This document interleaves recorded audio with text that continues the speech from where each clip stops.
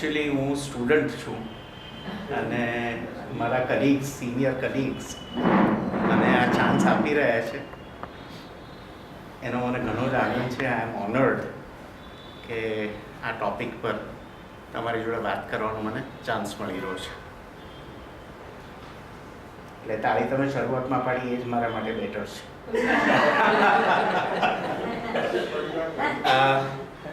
આજે 31મી છે અને ઓબ્વિયસલી કાલે નવું વર્ષ સ્ટાર્ટ થાય છે. તો સંભળાય છે બધા? એટલે રેઝોલ્યુશન્સ આપણે ઘણા લેવાના છે કે આવતા વર્ષમાં શું શું કરીશું, અને એમાં ગુણને કંટ્રોલ કરવા એ એક મોટું રેઝોલ્યુશન આપણે લેવાનું છે. પણ પહેલાં હું તમને થોડા આઈડિયાઝ આપું કે આ શું છે અને થોડું આપણે ડિટેલિંગ એનું કરીએ. હવે શરૂઆત આપણે ક્વેશ્ચનરથી કરીશું. તો 3 વ્યક્તિઓ સિલેક્ટ કરવામાં આવી છે. Just raise your hands. એ ભાઈ પ્રણય મેન પ્રશ્ન કે આ તું કરો. Okay, great, wonderful. તમને આ શીટ્સ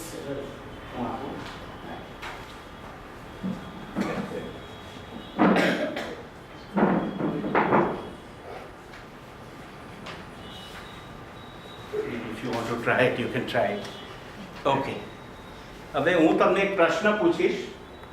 તમારે એનો પહેલો જે જવાબ મગજમાં આવે તે તમારે આપવાનો છે અને એ પ્રમાણે તમને ટોકન મળશે. તમે એ સિલેક્ટ કરશો તો પીળું ટોકન મળશે, બી સિલેક્ટ કરશો તો લાલ મળશે અને સી સિલેક્ટ કરશો તો ભૂરું મળશે. ઓકે, આમાં કોઈ ખરા ખોટા જવાબ નથી, પણ એક આપણે આપણી જાતને રેકગ્નાઇઝ કરીએ એવું છે. તો તમે પણ તમારી નોટમાં તમારું સિલેક્શન લખી શકો છો, પહેલાની સામે એ કે બીજાની સામે સી કે એ રીતે. ઓકે, ચાલો લેટ્સ સ્ટાર્ટ. અને I am going to go fast એટલા માટે કે બહુ વિચાર આમાં કરવાનો નથી. ફર્સ્ટ ક્વેશ્ચન, તમારી પાસે ટાઈમ છે તો તમે શું કરશો? તમે ધ્યાન ધરશો કે તમારા ઇન્વેસ્ટમેન્ટ છે, તમારા શેર, મ્યુચ્યુઅલ ફંડ એ બધું જોઈ લેશો કે રિલેક્સ થશો? Okay, go to the next one. લખતા જાઓ, ફટાફટ લખતા જાઓ. ખાલી આ દરેક તમારા 3 જણાને દરેક લેવાનું છે હવે. Okay, second one. પહેલા ટાઈમ સ્પેરમાં હતો આપણી પાસે, હવે પૈસા છે સ્પેરમાં. તો હું શું કરીશ? એક સ્કોલરશિપ માટે હું થોડા પૈસા આપી દઈશ અને બાકીના પૈસા યોગ કેમ્પ માટે હું ખર્ચીશ મારા માટે. ઓકે, સેકન્ડ છે ગો ટુ એન્ટાર્કટિકા, કે એવી કોઈ જગ્યાએ જવાનું કે જ્યાં કોઈ જતું જ નથી. ત્યાં જઈને સેલ્ફી લેવાના અને ફેસબુક પર મૂકવાના. અને ત્રીજું ગોવા જવાનું અને બીચ પર પડી રહેવાનું. Okay, select. ચાલો, નંબર 3. મારી માન્યતાઓ શું છે? Study of spirituality is important. આધ્યાત્મિકતાનો અભ્યાસ આપણે કરવો જોઈએ. કથા કરવી જોઈએ. કથા કરવી જોઈએ અને આપણા બધા ફ્રેન્ડ્સ, નેબર્સ અને રિલેટિવ્સને એનો ફાયદો આપવો જોઈએ, એનો એડવાન્ટેજ લેવો જોઈએ. ઓકે, આ 3 તમારે આ લેવાના જ છે તો 4 જણાને લેતા જાઓ. ફટાફટ લેતા જાઓ. નહીં, આ ત્રીજો પ્રશ્ન છે. ઓકે લેવાઈ ગયા 3. Okay, good. Moving on. Number 4. મારો પુનર્જન્મ થાય તો મારે એક વોલન્ટિયર તરીકે પુનર્જન્મ લેવો છે. તારો જવાબ મને ખબર પડી ગયો. સેકન્ડ, મારે એક ફેમસ ક્રિકેટર થવું છે. અને ત્રીજું, મારે એકદમ અમીર બાપના બેટા થવું છે કે બેટી થવું છે. ઓકે, 5. રાતના ફર્સ્ટ ક્લાસ ઊંઘ આવી છે અને હવે હું ઉઠ્યો છું તો પહેલા હું એક નાની અમસ્તી પ્રાર્થના કરીશ, ભગવાનને યાદ કરીશ અને આવતા અઠવાડિયામાં મારે શું કરવાનું છે એના વિશે વિચાર કરીશ. આ A. B, હું મારા મોબાઈલ ખોલીને કે લેપટોપ ખોલીને એના પર ચાલુ થઈ જઈશ. એ ઘણા લોકો કરતા હોય છે. અને C, થોડું જરા વધારે અલાર્મને સ્નૂઝ બટન દબાવીને થોડુંક જરાક વધારે ખેંચી જરા પોણો કલાક અડધો કલાક જેટલો ટાઈમ મળ્યો એટલું સૂઈ જવાનું. આમાંથી એક તમારે સિલેક્ટ કરવાનું છે. ચાલો, વી કમ ટુ નંબર 6. તમને નાસ્તો કરવાનો ચાન્સ મળ્યો છે તો તમે શું ખાશો? ફ્રૂટ ખાશો, તીખી ફર્સ્ટ ક્લાસ ભેળ ખાશો કે કોઈ પણ ફાસ્ટ ફૂડ? નો પ્રોબ્લેમ, આપણે ફસી નથી, ગમે ત્યાંથી ગમે તે રેસ્ટોરન્ટમાંથી કંઈ બી લાવો આપણે ખાઈ લઈશું. 7, I can start a college. મારી પાસે એટલો પૈસો છે કે હું કોલેજ સ્ટાર્ટ કરી શકું એમ છું. તો પહેલા તો હું સર્વે કરીશ કે ભાઈ કયા સબ્જેક્ટની જરૂર છે, પછી એનો પ્રોજેક્ટ રિપોર્ટ બનાવીશ, પૈસા આપીશ, પણ એનોનિમસલી આપીશ, મારું નામ નહીં આવવું જોઈએ. B, name the college after a deceased family member. College ચાલુ કરવાની, પણ મારા માતા પિતા, દાદા દાદી, કાકા, કોઈના નામ પર એ કોલેજ ચાલુ કરવાની અને મારે ટ્રસ્ટી બનવાનું. આ B. C, આમાં આટલો બધો વિચાર શું કરવાનો? ચેક લખી દેવાનો કે કેશ આપી દેવાનો. ઓકે. 8, જ્યારે કર્મકાંડ કંઈ કરવાનો હોય, કંઈ કથા કરવાની હોય ઘરમાં, એવું એ ટાઈપનું કંઈ કરવાનું હોય તો હું ઇન્સિસ્ટ કરું છું કે જે ગોર મહારાજ આવે તે મને પૂરેપૂરું સમજાવે કે આ બધું શું ચાલી રહ્યું છે અને પછી હું સમજીને આ કાર્ય કરું. A.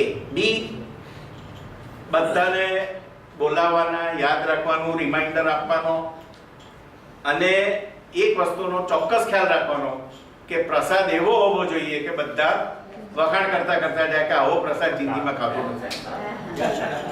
અને C, make it quick and painless. એટલે પતાવો જલ્દી, કારણ કે બેસી થાકી જવાય છે, કશું સમજ પડતી નથી. Okay, number 9, success depends mostly on how well you fulfill customer needs. ગ્રાહકને જે જરૂર છે એને આપણે કેટલી સારી રીતે ફૂલફિલ કરી શકીએ છીએ એના પર સક્સેસ ડિપેન્ડ થાય છે. Having and maintaining a monopoly at all cost. આપણી મોનોપોલી હોવી જોઈએ, બધાને આપણી પાસે જ આવવું પડે છે. C, whatever happens, go with the flow. આપણે દુકાન ખોલીને બેઠા છે, આવશે ગ્રાહક તો આવશે. ઓકે. નંબર 10, સક્સેસની વાત કરીએ, હવે હેપીનેસની વાત કરીએ. Happiness mostly depends on correct actions. આપણે સમજી વિચારીને સરખા કાર્યો કરીએ તો ખુશ જ રહીએ. Financial security, bank balance, gold and land. મારી પાસે સોનું છે, મારી પાસે જમીન છે, મારી પાસે બેંક બેલેન્સ છે, હું ફિનાન્શિયલી સિક્યોર છું તો આનંદમાં રહીશ. અને ત્રીજું, બૈરી છોકરા સારા મળે, હસબન્ડ સારા તો હું ખુશ રહીશ. ઓકે, હવે આને આપણે પછી કનેક્ટ કરીશું. એઝ યુ કેન સી, તમસ, રજસ, સત્વ અને ગુણાતીત આપણે બધું ડિટેલમાં સમજીએ. આપણે ઘણી વખત એવો વિચાર કરતા હોઈએ છીએ કે હું આવું, મારામાં આવી ક્વોલિટીઝ કેમ છે કે હું આવો કેમ છું. ઘણી વખત કોઈ બહુ સેન્ટિમેન્ટલ થઈ જાય તેમ કે આટલો બધો સેન્ટિમેન્ટલ કેમ છું, હું પ્રેક્ટિકલ કેમ નથી. રાઈટ? હું આવો કેમ છું એ પ્રશ્ન બેટર છે કોઈ તમને એમ પૂછે કે તમે આવા કેવા છો એના કરતા. બંનેનો જવાબ એક જ છે કે આમાં એક કારણ એનું આપણામાં રહેલા ગુણો છે. ઓકે, સાંભળીએ.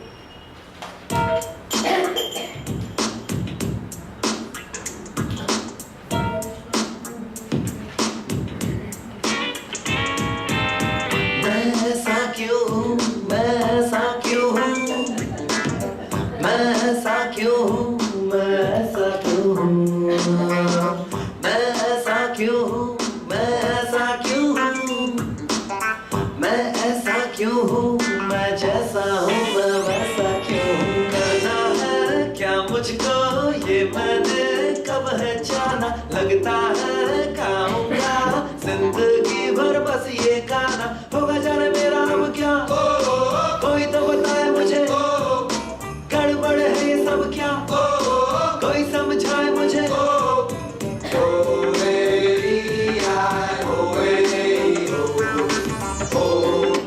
કઈ સમજ ના પડે તો ઓ એ ઈ આ ઓ એ ઈ ઓ. પણ મેં ऐसा क्यों हूं એ પ્રશ્ન ઊભો જ રહે છે અને આપણે એ આપણી જાતને પૂછતા જ હોઈએ છીએ જ્યારે જ્યારે કોઈક પરિસ્થિતિમાંથી પસાર થઈએ અને અમુક રીતે રિએક્ટ થઈએ કે કોઈની જોડે કોન્ફ્લિક્ટ થાય તો આપણે મનોમંથન કરતા જ હોઈએ છીએ કે ભાઈ શું છે મારું. તો આપણે જો ગુણની વાત કરીએ તો ગુણ ને એનું ઘણા બધા એવા આપણા શબ્દો છે આધ્યાત્મિક કે જેનું ટ્રાન્સલેશન ઇંગ્લિશમાં થતું નથી પ્રોપરલી. ગુણ ઇઝ વન સચ, કર્મ ઇઝ અનધર. છેવટે એમણે એ શબ્દ બોલસેર ઉપાડી લીધો, મૂકી દીધો પોતાની ડિક્શનરી. તો ગુણ એટલે કેરેક્ટરિસ્ટિક, ટ્રેટ. અમે એચઆરમાં એને કમ્પિટન્સી કહીએ, ક્વોલિટી કે એટ્રીબ્યુટ. પણ આપણી સિમ્પલ અન્ડરસ્ટેન્ડિંગમાં ગુણ જે શબ્દ છે એ બરાબર છે. આપણે જેમાંથી ગુજરાતી કે હિન્દી ભાષી હોઈએ આપણે તો ગુણ શબ્દથી આપણે જે સમજીએ એ બરાબર છે. ગુણ કેમ? વૈવિધ્ય કેળવવા માટે ગુણ થયા. તમે ભેળપુરી વાળા પાસે ઉભા રહો અને 10 જણ આવીને ઓર્ડર આપશે તો 10 જાતના ઓર્ડર મળશે. કાંદા લસણ ના નાખતા, સૂકી ભેળ જોઈએ છે, ખાલી લીંબુ નાખજો, ફલાણી ચટણી વધારે નાખજો, ફલાણી ચટણી ના નાખતા. ગુણનું પણ એવું જ છે. આપણે બધા જુદી જુદી ભેળપુરીઓ છીએ. ઓકે. પ્રકૃતિમાં 3 ગુણ છે: સત્વ, રજસ અને તમસ. આપણે ડિટેલમાં સમજીએ. તમસ એટલે ઇનર્શિયા, નિષ્ક્રિયતા. જે જેમ છે તેમનું તેમ રહે. રજસ એટલે પ્રવૃત્તિ, શક્તિ, એનર્જી. હજુ આપણે ઘણું ડિટેલમાં સમજવાના છે, સો ડોન્ટ વરી. પ્રિલિમિનરી જે તમારા મગજમાં આવે ટેક ઇટ. સત્વ, જ્ઞાન, વિઝડમ.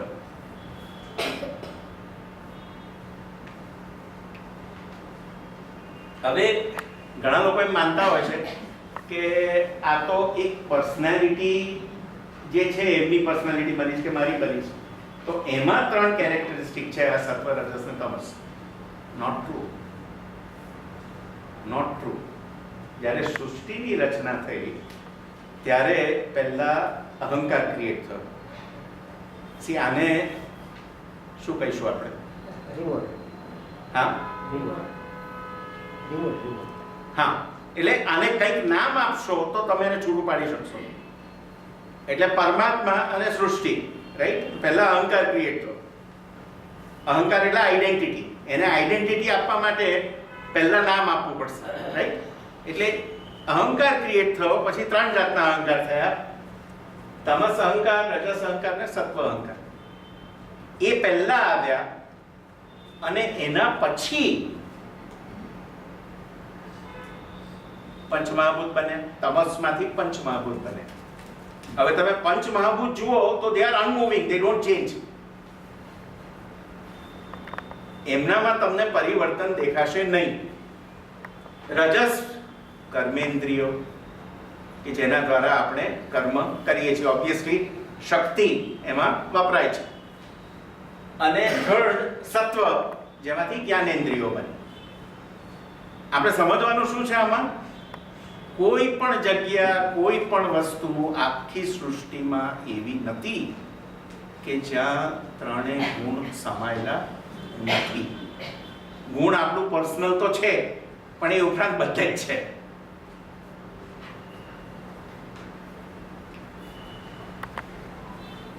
રામ ભગવાન જ્યારે લંકા જવાની કોશિશ કરતા હતા. તેમના આર્મીવાળા બધા ઘણા જુદા જુદા બ્રિજ બનાવવાની કોશિશ કરી, પણ કશું ચાલ્યું નહીં. પછી છેવટે એમણે વરુણને કહ્યું કે ભાઈ મને માર્ગ આપો, તો મારે જવું જ પડ્યું છે. કંઈ રિસ્પોન્સ ના મળ્યો એટલે એક દિવસ એ ખીજવાયા અને એમણે બ્રહ્માસ્ત્ર કાઢ્યું અને વરુણ પર બ્રહ્માસ્ત્ર છોડવાની એમની તૈયારી હતી. તો વરુણ આવ્યા અને કે પ્રભુ, આ તો મારી પ્રકૃતિ છે, આ મારો ગુણ છે, હું આટલો ઇઝીલી જો બદલાવવા માંડું, તમે વિચાર કરો પંચમહાભૂત જો બદલાવવા માંડે તો આપણે અહીંયા જે ઊભા છીએ એ અર્થક્વેક થઈ જાય. એટલે તમસ કે ઇનર્શિયા એ બહુ જરૂરી એક ગુણ છે. We have to understand that. એટલે રામે પણ એક્સેપ્ટ કર્યું અને કીધું કે સારું, હું બીજો રસ્તો કાઢું છું. You stay the way you are. અમુક આપણને પણ કોન્ફિડન્સ હોવો જોઈએ કે ભાઈ હું જઈશ નીચે તો નીચે પૃથ્વી હશે. That inertia is required. ગુણ દ્વારા, coming back to you and me, ગુણ દ્વારા આપણી આઈડેન્ટિટી નક્કી થાય છે. અમુક માણસને ગુસ્સો બહુ જલ્દી આવી જાય, અમુક માણસને પેટનું પાણી એ ના આવે, ત્રીજો માણસ બહુ શાંતિથી એ સિચ્યુએશનને હેન્ડલ કરે. તો આપણે દરેક જુદા છીએ અને એ જુદા આપણે આ ગુણને લીધે છીએ. મુંડે મુંડે મતિર્ભિન્ન. દરેક પરિસ્થિતિને જોવાની દરેક જણની રીત જુદી. The level of intelligence and way of thinking vary from person to person depending on the proportion of goods. આપણે માનીએ છીએ કે આપણે છૂટા છીએ, પણ એકચ્યુઅલી આપણે માનીએ છીએ એટલા આપણે ફ્રી નથી. આ જે છે એ આ વ્યક્તિને હોલ્ડ ડાઉન કરવાની કોશિશ કરશે.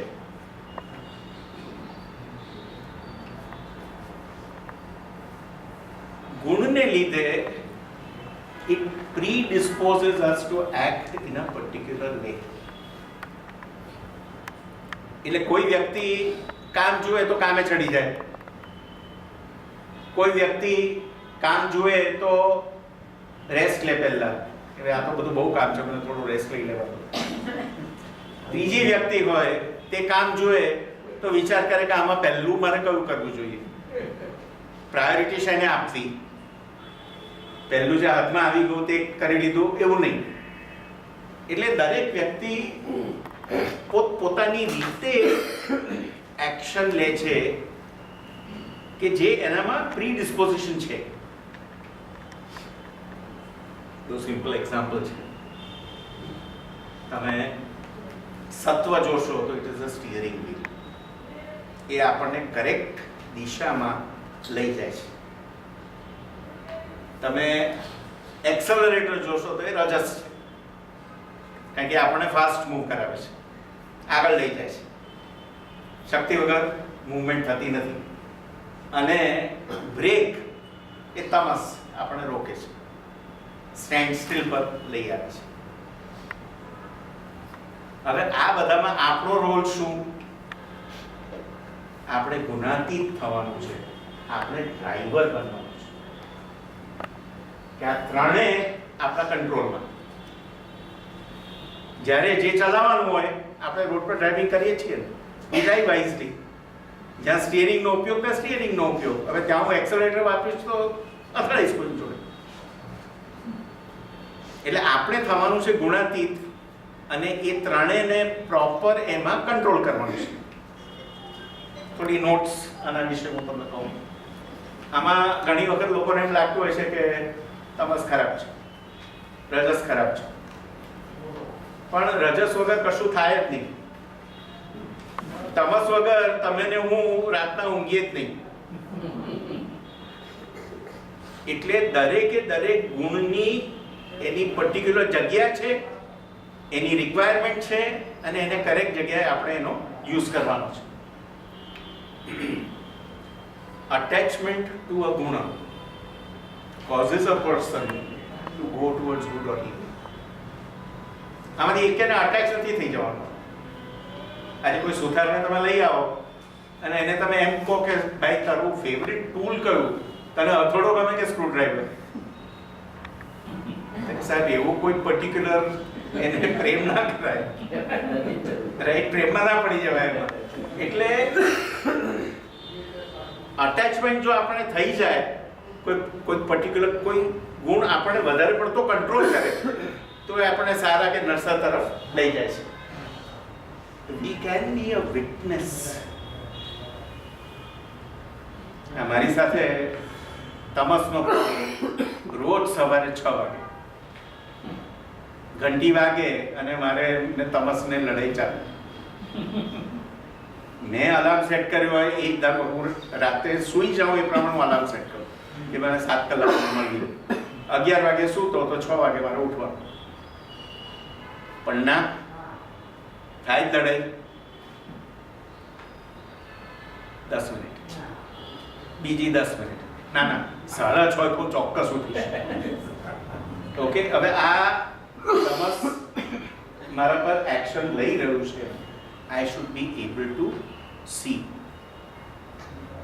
and I have to tell myself કે ભાઈ નીકળો બહાર, come out of bed. once you come out of bed પછી એની અસર નથી રહેતી, particularly ઠંડીમાં. the key is to control and balance that. બધામાં બધા ગુણ છે, પ્રપોર્શન બદલાય છે. એટલે કોઈ એમ કે હું પ્યોરલી સાત્વિક છું, usually not possible. કોઈ એમ કે હું પ્યોરલી રાજસિક છું, usually not possible. I don't know, purely તામસિક, usually not possible.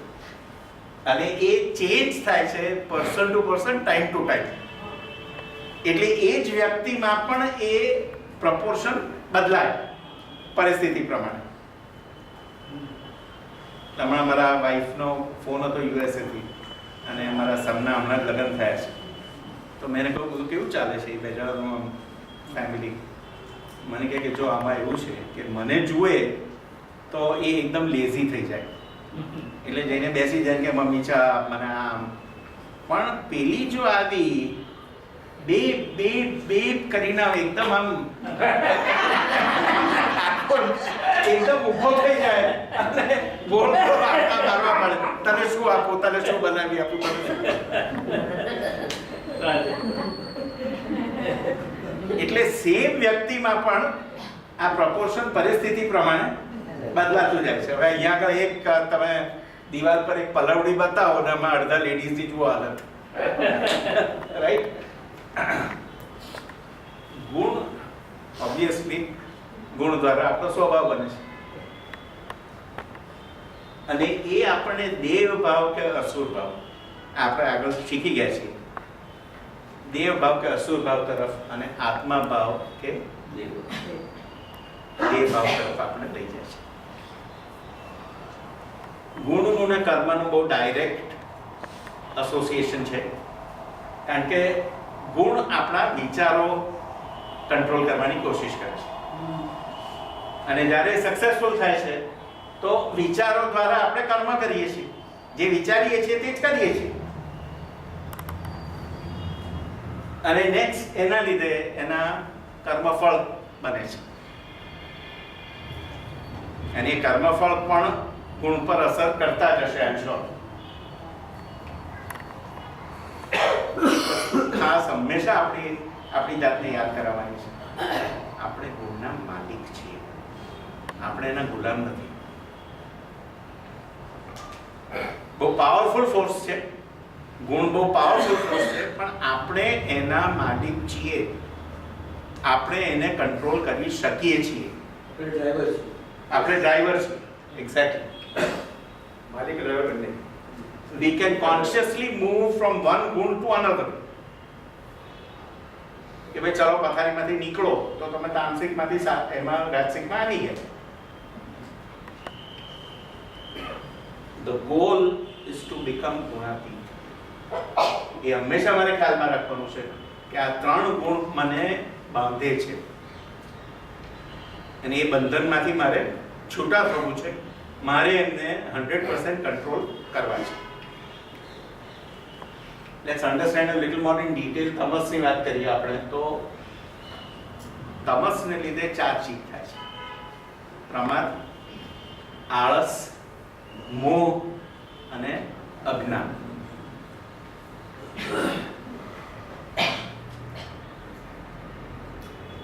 મને હમણાં બહુ નવાઈ લાગી કે ગાયન પોપ્યુલર બહુ ખરું, એ મોહ મોહ કે ધગે, રાઈટ? કેવું અટેચમેન્ટ ક્રિએટ કરે છે ને બહુ પોપ્યુલર થયું એ ગાયન. આ તમસ એ એની રિલેશનશિપ ન્યૂટન્સ ફર્સ્ટ લો જોડે છે કે એક વસ્તુ જો અહીંયા પડી રહી છે, આ અહીંયા પડી રહી છે ચીજ, તો એને કોઈક આવીને ફોર્સ અપ્લાય નહીં કરે ત્યાં સુધી અહીંયા ને અહીંયા જ રહેશે. હવે હું એને ઉપાડીને આમ મૂકીશ તો જશે, નહીં તો નહીં જાય. દેટ ઇઝ તમસ. એટલે તામસિક વ્યક્તિને ઘણીવાર એક્સટર્નલ કોઈક વ્યક્તિ જોઈએ કે જે એને પુશ કરે અને વસ્તુ કામ આગળ વધે. An object will remain at rest unless acted upon by an external force. બહુ સાયન્ટિફિક છે. ન્યૂટન્સ ફર્સ્ટ લો જોડે ડિરેક્ટલી આનું તમસનું રિલેશનશિપ છે. પ્રમાદ એટલે નશા જેવી અવસ્થા. આજે 31મી છે, અહીંયા આપણે ત્યાં કોઈ પીતા નથી, એનો સોડા નહીં મળે તમને રોડ પર, પણ બધા સોડા પીએ છે. ઓકે. અભિમાન, ઉપેક્ષા, ભ્રમને કારણે કોઈ પણ જાતનું પરિણામ શું આવશે એનું વિચાર કર્યા વગર ધીસ પર્સન વિલ એક્ટ, કારણ કે ધેર ઇઝ નો વિઝડમ. અંતઃકરણની દુર્બળતા. તમે વિચાર કરો તમારા વોટ આર યોર અસેટ્સ, અને I am not talking about financial assets. આપણી પાસે શરીર છે ને અંતઃકરણ છે. હવે પ્રમાદી માણસ શું કરશે? એનો દુરુપયોગ કરશે અને ઉન્માદ અથવા ગાંડપણ. આપણે ઘણી વખત કોઈક વ્યક્તિને જોઈને વિચાર નથી આવતો કે આ શું કરે છે આ માણસ. એ કંઈક તામસિક એમાં ફસાયેલો છે માણસ, ટ્રેપમાં. આળસ અને પ્રમાદમાં શું ફેર? બહુ ઇન્ટરેસ્ટિંગ છે. મને શશીભાઈ કહ્યું, મેં તરત એની સ્લાઇડ બનાવી. આળસ સ્ટોપ્સ યુ ફ્રોમ મૂવિંગ. એટલે જ્યાં તમે ઠરીઠામ પડી રહો આળસને લીધે. જ્યારે પ્રમાદ શું કરે કે તમને ઊભા તો કરી દે પણ ખોટી દિશામાં લઈ જાય.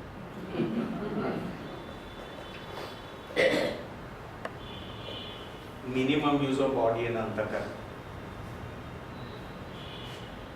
વિચાર નહીં કરે, બુદ્ધિ નહીં વાપરે, હેપી ટુ ડુ નથિંગ, પોતાની ટેલેન્ટ છે યુઝ ના કરે, સ્લો, હંમેશા થાકેલો, મોટિવેશન નહીં, પ્રેરણા નહીં. મોહ શું કરે? માણસને મંત્રમુગ્ધ બનાવી. ખોટી ચીજ જોડે અટેચમેન્ટ. કરેક્ટ ચીજ જોડે અટેચમેન્ટ હોતો તો બહુ સારું. આ તો ખોટી ચીજ જોડે અટેચમેન્ટ આપણે કરાવી દે. અવિદ્યા અને અજ્ઞાન તરફ આપણે લઈ જાય અને આસક્તિ કે જેના દ્વારા આપણે સંસારમાં ફસાતા જઈએ. मोह तो अच्छी चीज है ना सर. हाँ, मोह तो अच्छी चीज है. अटैचमेंट नहीं होगा तो कोई कुछ भी क्यों करेगा? मुझे अगर मेरी फैमिली से अटैचमेंट नहीं होगा तो फिर मैं क्यों नहीं. we'll answer the question later. Let me just finish. सूजी और मैं 2 साल से डेटिंग कर रहे थे. We were in love. कभी पिक्चर Okay, first start करो. सूजी और मैं 2 साल से डेटिंग कर रहे थे.